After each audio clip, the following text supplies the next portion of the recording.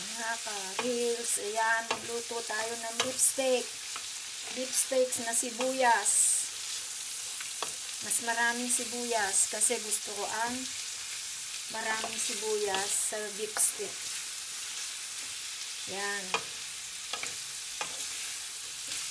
Paminsan-minsan magluto ng karne. Madalang na kasi akong kumain ng karne at mataas ang cholesterol. Yan. At yung sibuyas, niluluto kong maigi. Pambahay lang naman kasi to, hindi pang ano. Ayoko ng matigas na sibuyas. Yan. Tapos, lagyan natin ng konting tubig para lumambot ang karne. At toyo na may kalamansi. Yan. Lutong bahay. Style ni Candy. Yan po. Kuha tayo ng konting tubig. Lalagyan ng konting tubig.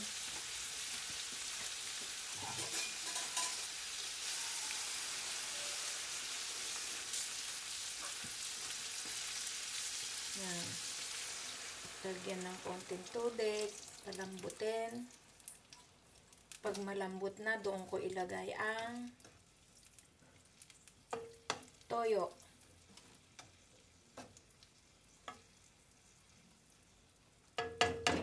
Yan po.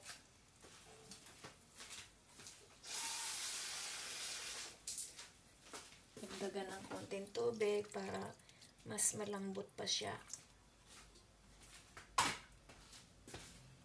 Lagyan ng konting pampasarap.